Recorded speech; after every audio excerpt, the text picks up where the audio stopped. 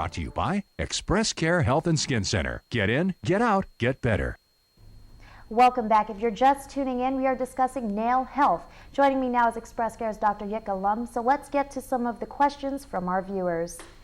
All right, Doc. Our first question is, I have a nasty habit of biting my nails. Do you suggest any tips to stop such a bad habit? Yes, it is a difficult habit, and also it's one that can cause you further illness because you can pick up germs from your nails. So yeah, stopping the problem would be a good idea.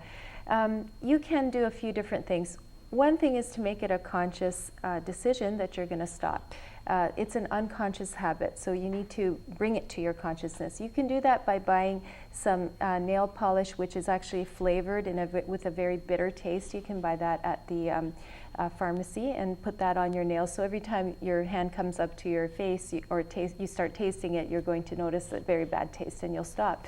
Another way that people do it is to actually polish their nails or start to take care of them, or actually get fake ones stuck on so that they actually cannot do it. And if you do that, if you stop biting them for a period of about 1 month, that's about how long it takes to break that habit. Oh, wow. So that's good. Interesting. Our next viewer asks, I have a constant ingrown toenail. What can I do? Oh, this is a great one. Yeah, people get ingrown toenails for a couple of reasons. The main thing is that when they clip their toenails, they should go straight across. Try not to go down onto the sides of the toes, because that will allow germs and debris to fall in there and then cause infection. Also, pieces of the nail may stay in there and cause infection. The other thing is, if the shoes are too tight and pressing on, especially the big toe, that's another reason for friction and for a cause for infection.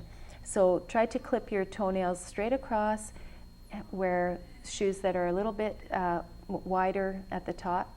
And then if you do start to get an ingrown, quickly begin soaking it 3 or 4 times a day in warm water with some salt, 20 minutes or so at a time, to help relieve the pressure and help clean the toe. Okay, so if you have an ingrown and it gets excruciating, yes. Does that sometimes warrant surgery? It does. Yeah, usually what we do is we do soaks, we take antibiotics, we tell people how to take care of their toenails, but especially if they're diabetic or they have any other health problems, they may need to have a surgery done where that portion of the nail that keeps curving in and hurting the actual toe itself, the flesh of the toe, that part needs to be clipped off. You don't usually have to remove the whole nail, sometimes you do, but usually just a portion of the nail will be removed. Okay. Now our next viewer asks, my nails are very brittle and tend to peel. Is there a vitamin or something that can fix this embarrassing problem? Something even easier, it's moisturizer. Most of the time when our nails are brittle and peeling, it's because we've been using very harsh chemicals to clean and to wash things, and then haven't been moisturizing. So the nail's actually very dry. And if you use something moist, an oil, or even just plain Vaseline petroleum jelly, and using that several times a day, or especially before bed, your nails will be in much better shape. All right. Okay, so our next viewer asks, I have a horrible looking black-green growth under one of my toenails. What is it? Most of the time that's a fungal problem, especially on this hot tropical island where we have a lot of humidity.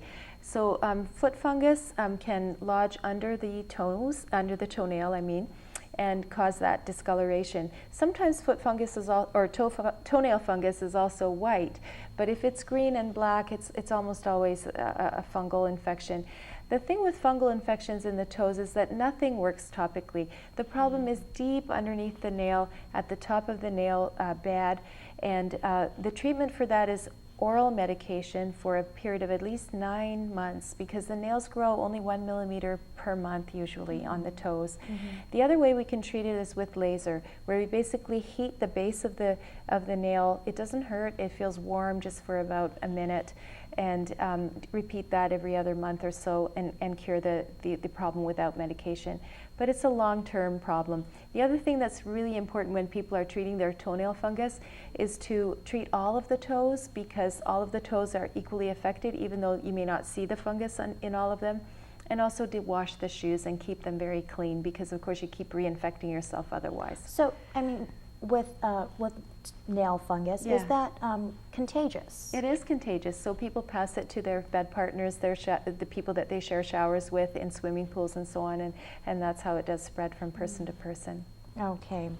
Now our next viewer is asking, why are there white lines on my fingernails? Oh, that's a good one too. There are many kinds of white lines on the fingernails, but the ones that go across, straight across, and sometimes they're deep like a little trough, they're a marker of severe illness. So let's say you had the flu, you had a high fever, you were sick for a week, and then you notice about 2 or 3 months later you've got a little white line on your nails. That's a marker of that time, and that can happen the same with pregnancy or birth or delivery or trauma. If you've been in a car crash or something like that, a severely stressful event for your body will show itself on your nails.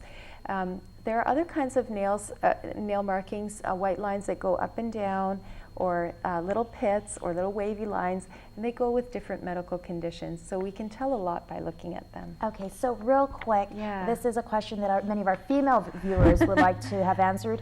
Pedicures and manicures, is it true that you can get infections from the tools they use? Yes, but of course the people that own the salons should be taking very good care of their tools and sterilizing them and cleaning them and all of that.